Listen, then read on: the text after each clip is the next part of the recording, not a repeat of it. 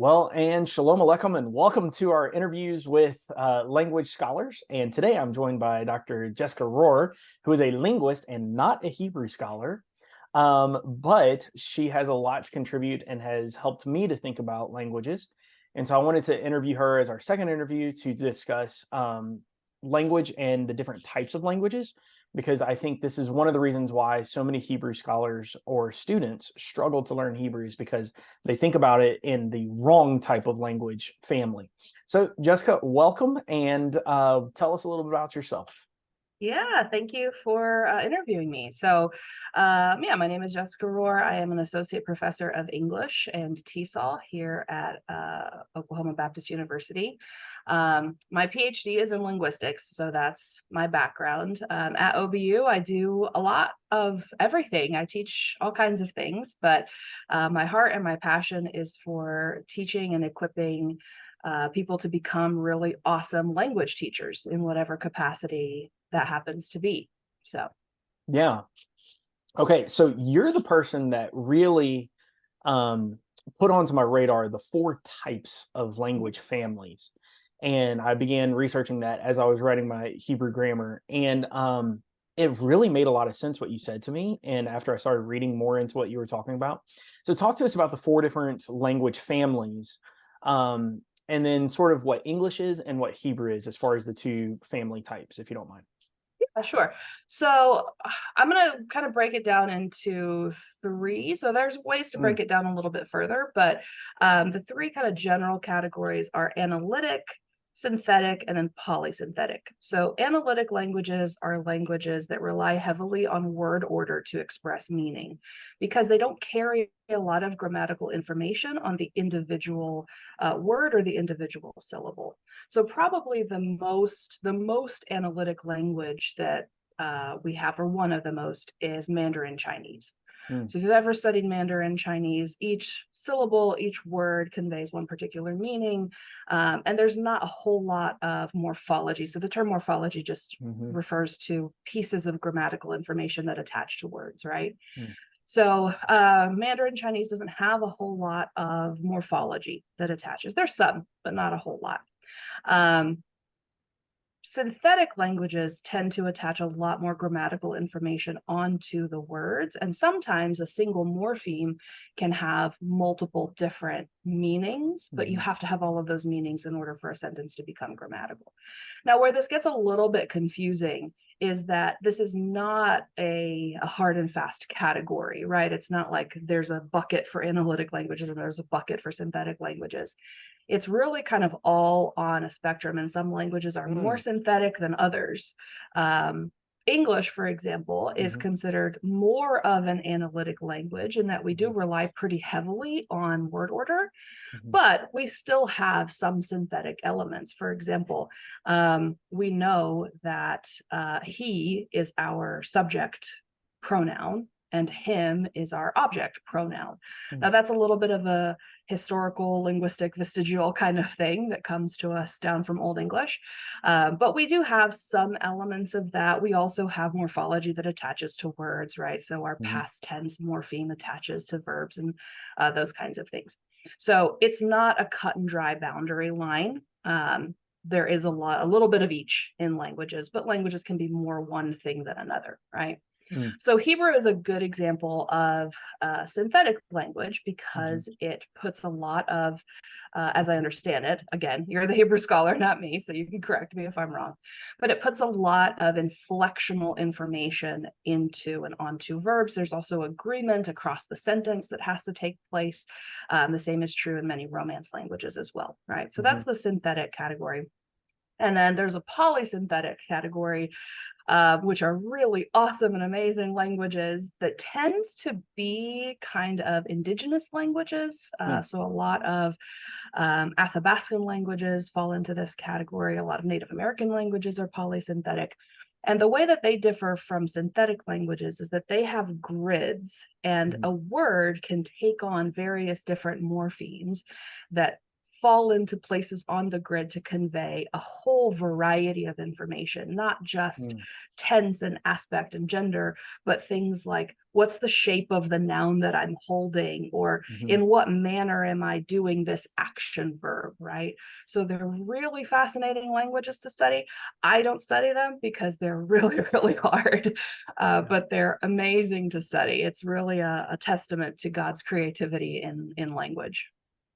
So, you and I were talking about how language or how Hebrew is a synthetic language because Hebrew wants to magnetize anything that can go together. So, like, you might have at the root of a word might be the verb, but you have the noun, the direct object, the pronoun, everything added onto it, plus the tense, maybe the timing. And so, literally, and I tell the students, and we talk about this in Hebrew grammar, that one Hebrew word could equate to 10 English words, just because it just magnetizes together. So, is that what makes reading synthetic languages so hard for those of us that are more analytic? As you said, English is more analytic than synthetic. Yeah, I think the difficulty comes from a couple of directions. I think the first one is that for people who grew up speaking more analytic languages like English is, it really is a shift in mindset, right? Together.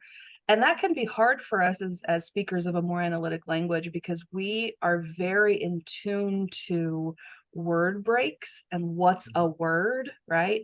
And suddenly you're studying an analytic or a synthetic language, I apologize, and suddenly you don't really know, is this a word? Is this a phrase? Is this a sentence, right? We don't really know. Our brains don't quite know how to break that apart, at least initially. So I think that's one of the real challenges.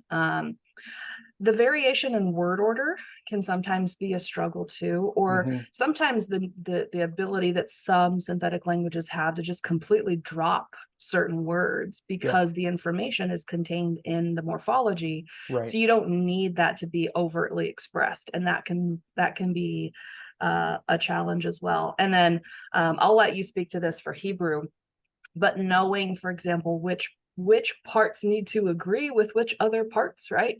Sometimes it's the adjective and the noun that are talking to one another have to agree with each other. Sometimes it's the verb and its object. It kind of depends on the language.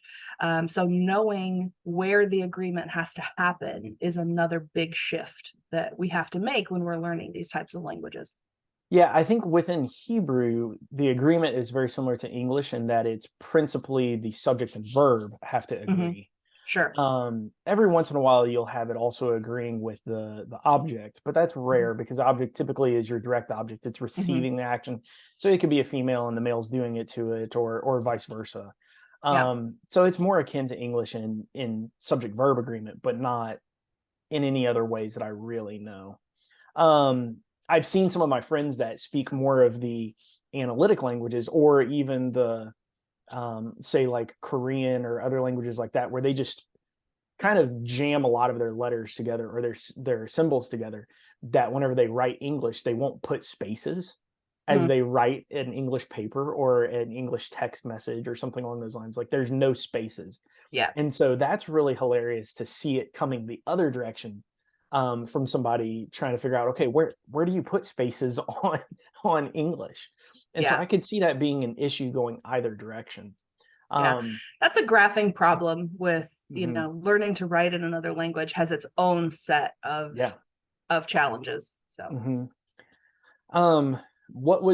have you experienced, other than the Hebrew you and I have discussed at times, have you experienced any other synthetic languages that come to mind that you've studied or did in linguistic school? Well, I grew up speaking one. So I grew up in Brazil. My parents were missionaries there.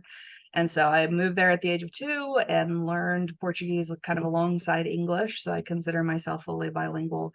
So I grew up kind of with both systems in my brain. And it wasn't really until I took my first linguistics course in college as an undergraduate that I even knew the name for the thing that I could do, and learned kind of how the morphology worked. that I realized that, oh yeah, these are two kind of different systems. They speak to one another, right? You mentioned Mm, agreement in English. We have that too. So mhm, there's systems that kind of go across both, mhm. but they're doing it at different levels and in different ways. Yeah. Being a Spanish speaker, I found that even though Spanish is somewhat synthetic, Mhm. just as Portuguese is, it didn't really help me in understanding and being able to read without the pauses or without the Mm, breaks in Hebrew. interesting. Um, so I don't know.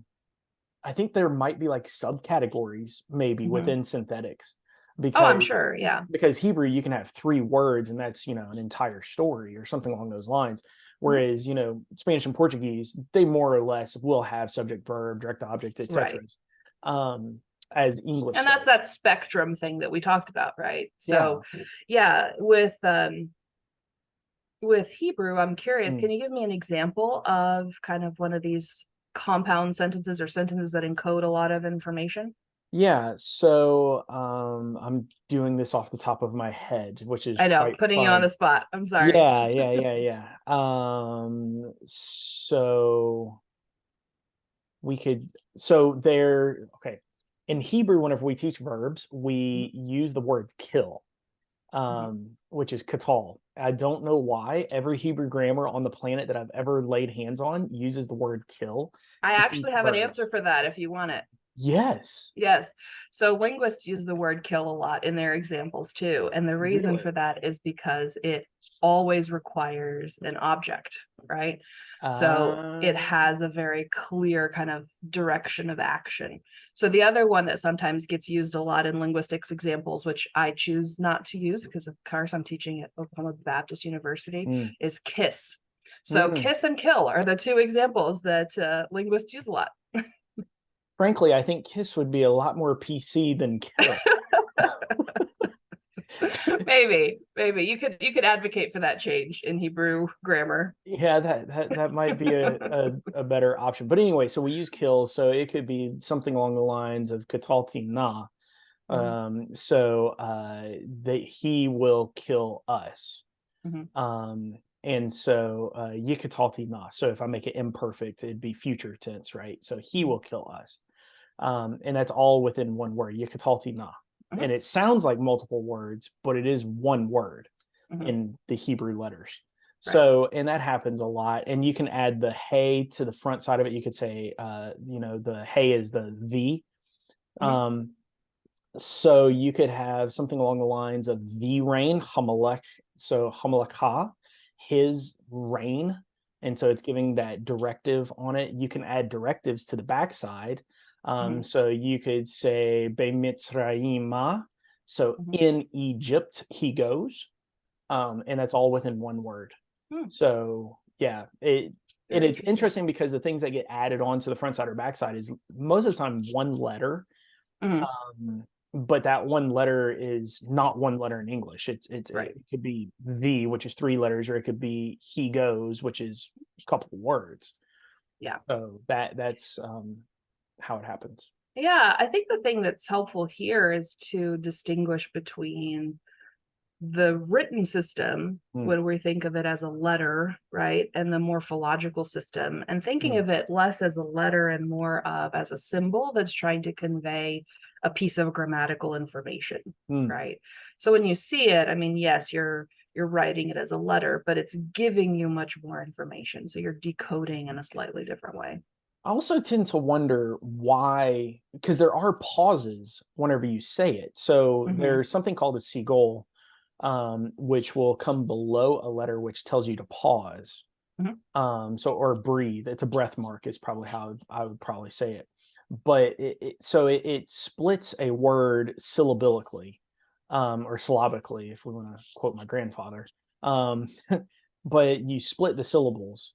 But yet that's not how it's written. So you say it different than you write it. And I think that's kind of interesting too. What's the purpose for that? I don't know. Interesting. And there's a lot of times in Hebrew, and I don't know if this is in other synthetic languages, they will change the verb, or sorry, the vowel. They will change the Mhm. vowel in between one of those words magnetized together, they'll change the vowel just for pronunciation's sake. Yeah, that's not super common, but several languages have these, we call them vowel agreement systems. So whenever you add new morphology, the vowels have to kind of mirror each other, correspond with one another. Turkish is very famous for doing this. Well, and that's a Middle Eastern language in base. Arabic does it as well. So does Sephardic and Farsi and the others. But the vowels change, I think, because it's pronunciation more than anything else. Because it's really hard to say, for instance, two A's after each other, right? Or two E's. It's just, you can, especially if you hit a pause, a hard pause, but it's oftentimes not a hard pause place where they change those vowels. Yeah. So is it the vowel changing? So the vowels are agreeing with one another, or is it back to that idea of the mark? Is it a way to separate out vowels that can't go right next to each other? Because we do something similar in English, right? For instance, when we say uh-oh, it's basically two vowels side by side, but we can't say oh because those vowels are going to blend together. So we put in what's called this glottal stop. It's this little hiccup in your voice, uh-oh, and it serves as a functional consonant to separate the two vowels from each other, right? So is that what's going on? I think so. I think that's what it's doing, is to make that clear distinction between them. And so, but it gets really interesting, though, whenever we talk about modern Hebrew or even some Midrashic Hebrew, rabbinical Hebrew, because they don't even write with vowels. So Hebrew as a synthetic language has two types of Hebrew. You have biblical Hebrew, which has the vowels and has that segol, which is the syllabolic break. But modern Hebrew doesn't use any of that. And so you have to fill in the blanks in your head as you read it. And so that's really interesting whenever I go to Israel, because you read signs and stuff and you have to just sound it out fast. So that your brain naturally sticks letters there. So I'm really curious about that, because I've heard you talk about this before, and I've heard others talk about this. Are there any, so in Arabic, for instance, there's diacritics, right, that are supposed to clue you in as to what vowel should go there. In modern Hebrew, what tells you what vowel you should put in? Anything?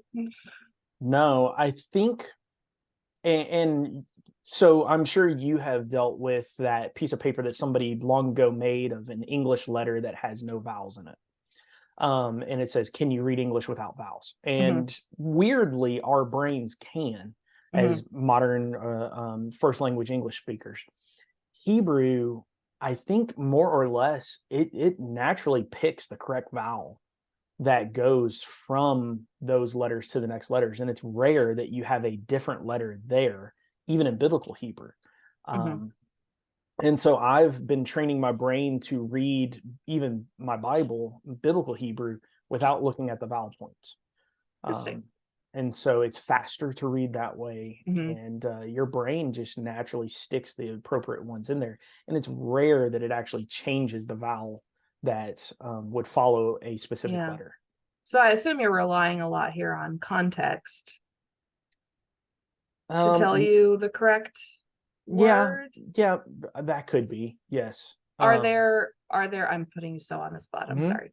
But are there certain combinations of consonants or certain cores that could be ambiguous, meaning that depending on the vowel, it could be one thing or another? So a double that's quite well known is bat and bet, and bait, bat, bet, and bait. They have the same two consonants.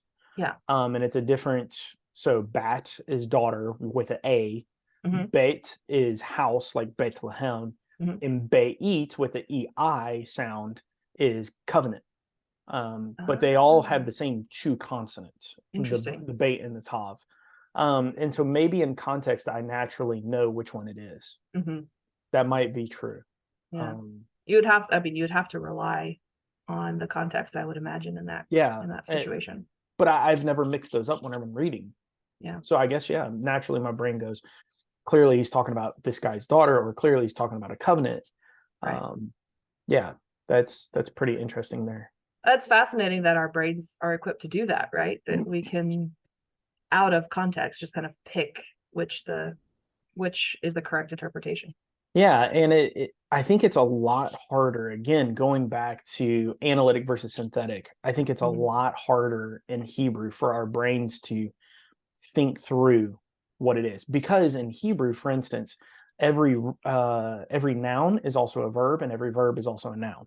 Mhm. Um, like they're the same roots, is what I'm trying to say. So, for Right. instance, king is Melech, but rain is Malak, Mhm. and serve is or messenger is Malak, like Malachi. Mhm. Um, and so you have a lot of those. The noun is the verb, and the verb is the noun, Mhm. and context is what you just naturally go, oh, I know what this is. And in Right. fact, that's what we end up seeing whenever we translate the names of the prophets, because their name ends up being one of the verbs a lot of the times in their book. Mhm. um, or for instance, if we go to Joseph, right, Joseph means to add. Mhm. And then we have this irony as we read through the story of Joseph, that his father says, the Lord has added grace onto me, and he's given me a son. He has added to my family. Then Joseph says, what are you adding to my burden for, whenever he's speaking to his brothers? And so there's a lot of this wordplay of Joseph's name. Mhm. But we know it's not Joseph's name in context, because it's him speaking, Mhm. or somebody speaking and using it that way. So that's really difficult, because we don't do that in English. I think maybe we could Google in English, Yeah. but we don't have many words that are that way either, do we? Not systematically, Okay. but we do have, so Google and Google, we tend to verbify nouns quite a bit. Mm-hmm. We kind of do it naturally. There's also words that can be a noun or a verb. They're spelled the same, but depending on where you place the stress. So produce and produce, right, Mm, can be a noun or a verb, but then we have a stress difference. So we do have yeah. some of that in English, but it might be more systematic in Hebrew. Mm. So So with my all, follow-up mhm, question to that is, in terms of the name and the verb and the book, mhm, right? mhm. Is it, did the name follow the verb? Yeah, Did the action follow the name? Was this God's handiwork at work, kind of tying the name to the theme and to the story? And yeah. I what's think, your view on how that works? right. I think whenever you and I taught in honors college together, we had that conversation with our students of, was Isaiah's name Isaiah? Like, did his parents name him that? Because Mm-hmm. Ishiah literally means man of Yahweh. Mm-hmm. Or Zechariah, right? The Lord remembers. And so um, these are the questions: is those, are those the names that their parents gave to them, or are those the names that the literary scholars writing the stories down poignantly gave to us? And I don't know. I tend to think, and this would have to be a linguistics question again, I tend to think that the majority of the world, until probably the last 100 years, was more oral than reading capable. Mm-hmm. And when you read the stories out loud, you hear the ironies better. Mm-hmm. And I think that maybe the names and the verbs coalescing helps whoever's hearing the biblical story to remember the story better. Sure. And so I tend to think that it was the Lord, through providence for oral cultures, Mm-hmm. allowed the authors of scripture to do that. Yeah. How's that? No, I think that's a great answer. I also tend to think that it's really, we in the West, and especially the modern West, Mhm. have forgotten a little bit the importance of names, right? We tend to Mm, name children based on, what sounds good, or maybe a family name. mhm, I think for a lot of cultures historically, your name was almost like a blessing, or mhm, a prophecy in some cases of what mhm. your parents hoped for you or Yeah, wished for you. So names had a lot more weight, I think, yeah. um, Or in tied to certainly in their biblical character. times, right? Yeah, or tied to the child's personality. Mm-hmm. I know some tribes in Africa. I have friends that are from Nigeria and other places like that. They'll wait to give the child a name for a couple of years, just so that they see what the child's personality is like. And then Yep. they will name personality driven names. Yeah. So Makes a lot of sense, right? yeah. So it's, again, what I was writing on earlier this morning was on majority world methods of reading scripture. And the majority of the world wouldn't bat an eye about, oh yeah, their name is on point with their story. Mm-hmm. Whereas we as Western thinkers go, why is their name that way? Did somebody mess with the Bible? The rest of the world would say, no, this is good. This is good literature. Yeah, absolutely. And so that's how it falls. All right, let's get to the next question. Yeah. Why do students bemoan learning languages so much? And you and I deal with them all the time. Sure. Well, a few things come to mind. I think the first thing to acknowledge is that learning a language is hard. And they're hard in a number of ways. So if you've ever intensely tried to study a second language, as both you and I have, it's cognitively difficult, right? You're asking your brain to do wild and crazy things like going from an analytic to a synthetic language, or, you know, a polysynthetic language maybe. So you're asking your brain to do something that's really hard. But I think beyond that too, there's an emotional and psychological component that doesn't get talked about very much when you're learning a second language, which is that, one, you're kind of wrestling through almost like a new identity. This is especially true when you're learning a language, not, you know, for fun or for school, but because you absolutely have to, because maybe you moved to a new country or your parents did, right? So there's that identity aspect that kind of ties in with language also. But beyond that, and even for students at a university, when you're learning a second language, you have to, I mean, you don't have a choice but to humble yourself, right? You're only going to be able to, for a long period of time, 6 months, a year, maybe 2 years, you're only ever going to be able to express yourself in really rudimentary ways. And you know, as an adult human being, I have way more thoughts than this, right? I'm a lot smarter than that, but you can't express yourself. So it's an exercise in being humbled on a daily basis to know that you are going to need help, that it's not going to be easy, right? So I think there's difficulty there that's just inherent to the process of learning a language. The second thing that comes to my mind is, and this is especially true when you're learning a language in high school, right? And sometimes even in college, if you're taking a language course as part of, say, your core requirements. I think sometimes students struggle to see the value of learning a second language. If, for instance, they aren't going to a place where they're going to need to speak that second language or speak a second language at all, right? So we struggle to see the value of that sometimes. We think, oh, I just, you know, I have to get this credit so I can go on and do the stuff I actually care about. You know, that type of attitude can sometimes cause you to not see the beauty and the goodness of what it is that you're doing when you're learning a second language. And again, it's requires both persistence and process. I think a lot of times we want things to be easy and we want things to be immediate. And learning a language goes counter to both of those things. There is no matter what the Duolingos of the world will tell you, there is no, you know, there's no silver bullet for learning a language. You just have to do the work. Yeah. And if you're not willing to commit to the process, maybe because you don't see the value, then that can sometimes lead to students maybe having a not so great attitude towards it. Yeah. I wonder if two lies that we're often told in America lead to this. One lie is that you can't learn another language, or you're incapable of learning another language. To which I often look at people and say, aren't we speaking a language now? You can learn a language. We just have to figure out which way your brain will process and learn that language. But the number two lie that I hear often in the United States is that we're Americans, speak English and English only, which I think that is quickly changing, especially with the advent of mass media. Because now you can go onto your Netflix and literally just click to watch whatever in German or in Korean or whatever language you want. And And so I wonder if you think that the future of language teaching will be easier as both of these concepts are being combated by the cultural shift to maybe America becoming more global, linguistically Mhm. speaking. Yeah, that's an interesting idea. I think these big cultural shifts happen Mm, very, very gradually over mm, long periods of time. And most of the time, we don't even see them happening, right?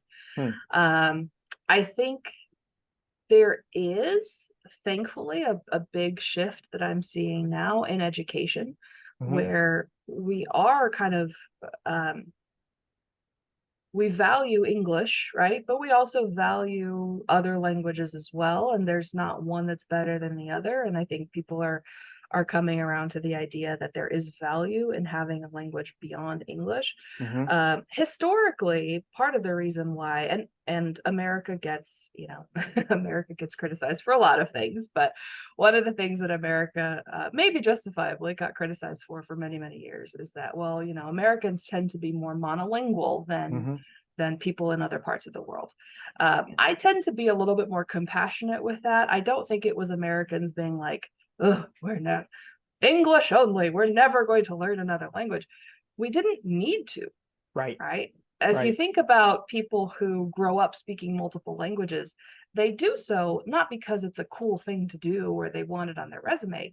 They do it because they have to, right? Mhm. Their neighbors, they might be, speaking Mandarin, but their neighbor speaking Cantonese. They want to talk to their neighbor, gotta learn Cantonese, right? Yeah. Or Middle Here in Europe. America and Europe, yes, Europe Oh, is a great example of I that, mean, right? it's you change languages faster than we change states. Yeah, you have to know. I Mhm, had a woman I met at a conference one time, mm, and she grew up, as in from 2, 3 years old, speaking 4 languages every single mm, day mhm, because she had to, because that's mhm, what her context demanded of her, right? mhm. So I want to take the more compassionate view and say, historically, here in America, we haven't really had to. Right, We're a massive nation. right.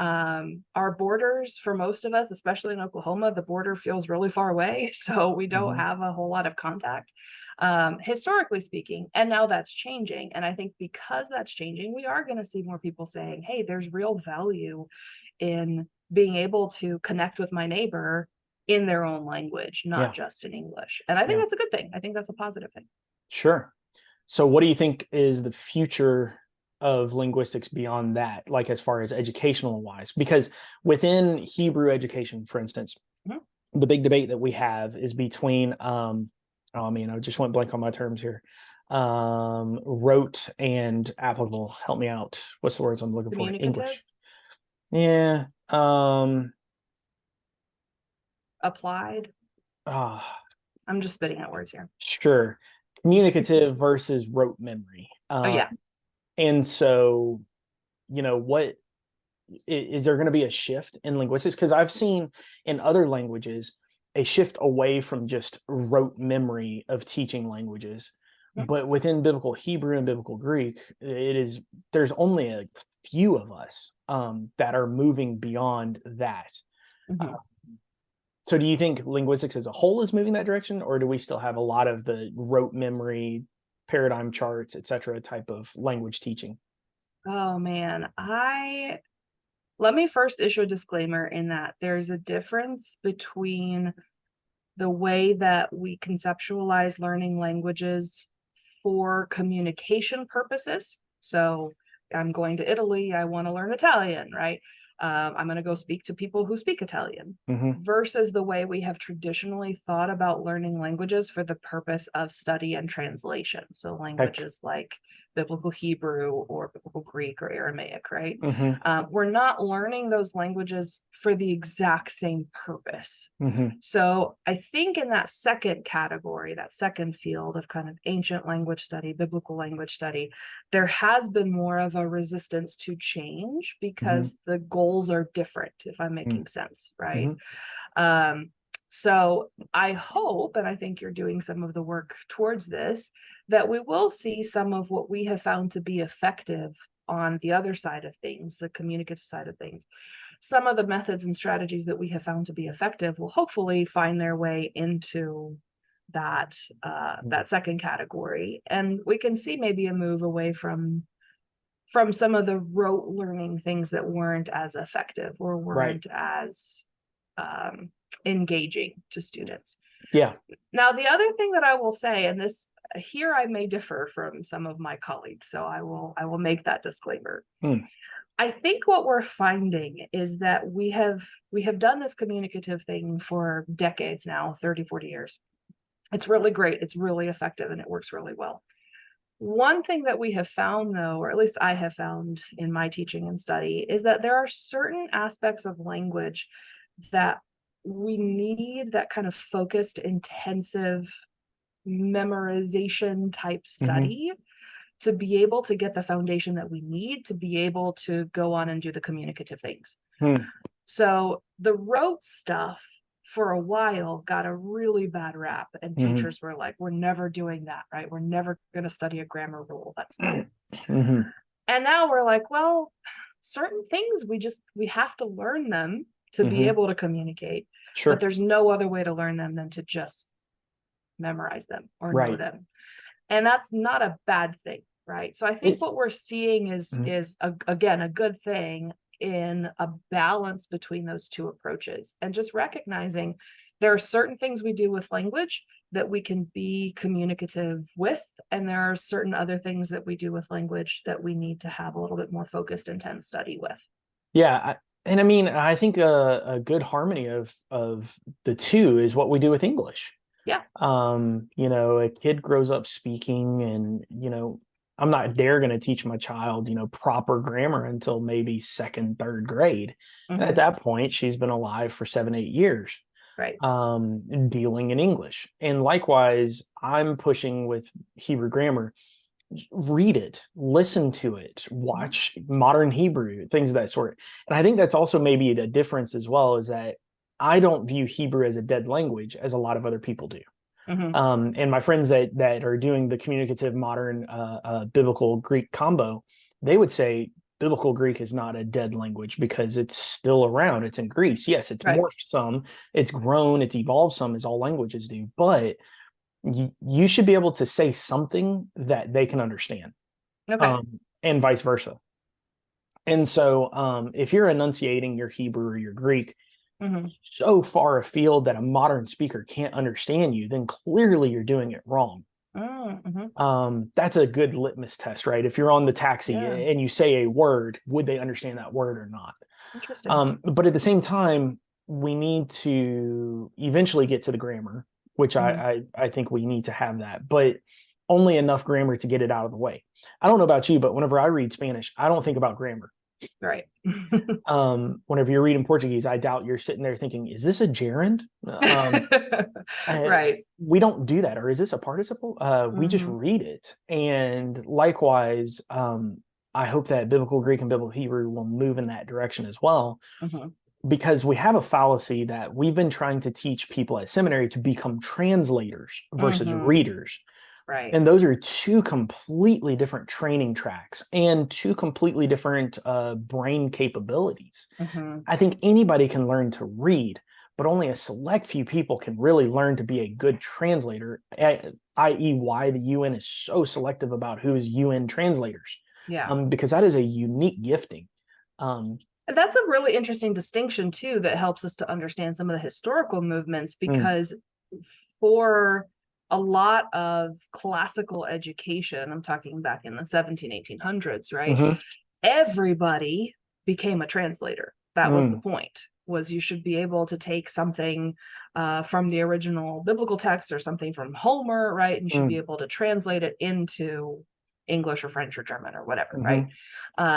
So that's interesting that there is now this distinction or understanding that there's a difference between what we're doing when we read versus what we're doing when we translate. Our goals are different, so our approaches should be different. I think that's a good thing.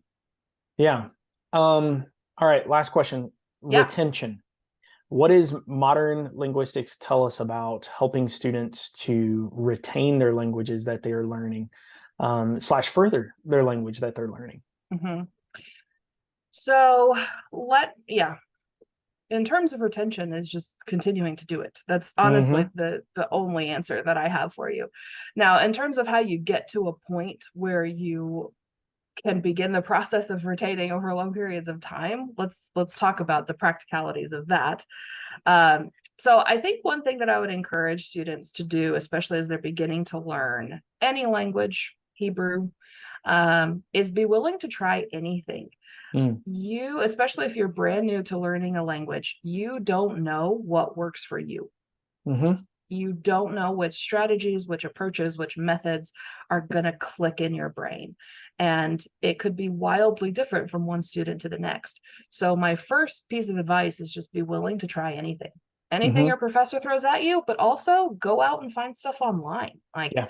work with whatever you can find to figure out how your brain processes language the best that it can. So Yeah. be willing to try anything, but also don't be afraid to be old school, right? If there's certain pieces that you just have to sit down and do the hard work of memorizing, then memorize. It's not a bad thing. You just got to do it, right? Yeah.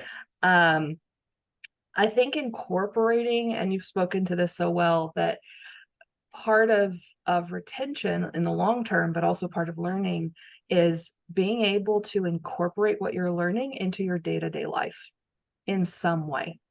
So whether that is, I one of the things I encourage my students to do when they're learning English is to narrate their day, like you're kind of like uh, an omniscient narrator watching as you brush your teeth or make your breakfast or whatever. So whatever you can do that's going to help you to make Hebrew a part of your everyday existence Yeah. is going to help your brain to facilitate and expedite those connections. Because really what learning is, it's opening up new pathways and making new connections in the brain. And the Mm-hmm. more you use it, the more that connection becomes smoother, right? It Yeah. becomes easier for you to have recall of those things. Along with that, do anything that you can to make learning a game. Mm-hmm. Our brains love games. Our brains are designed in some ways to find patterns and make things more of a game, to challenge ourselves to learn more. So anything that you can do, whether in class or outside of it, to make learning feel like a game, so that you're kind Mm-hmm. of proceeding up through the levels and getting better and better, just like Mm-hmm. you would at a video game, right? Anything you can do to do that with your language, it's going to help to facilitate, again, building those pathways and making those connections. So to me, the way that you learn a language and then retain a language is kind of I'll use two words here. One is overexposure, Mm. and the other one is focused practice.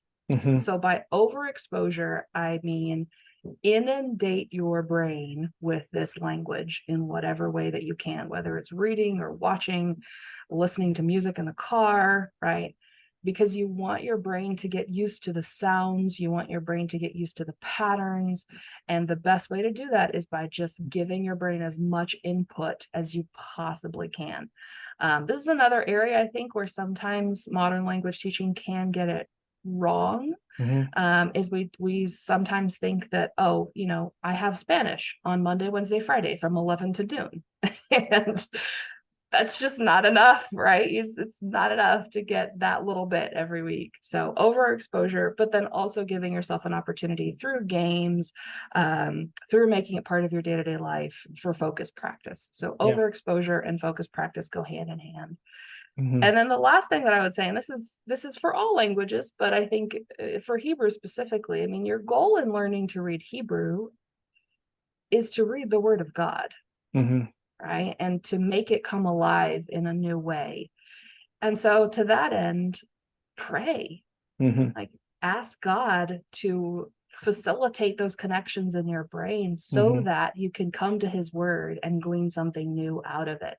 Mm-hmm. God is not set apart from the process of language learning, right? He's Yep. actively involved in it and interested in it, because He's interested in us. And so make prayer a part of your learning process and just commit and devote that effort to Yeah. God and trust Him to honor it. And I think that's the that's a piece that can sometimes be missing, but that I hope students will incorporate. Completely agreed. I love it. Well, thank you so much for our hangout and our chat. I hope that anybody that watches this will enjoy this, because understanding the linguistics behind Hebrew will help you understand Hebrew better, I think. And so we will see you all in the next video. Thanks. Thank you.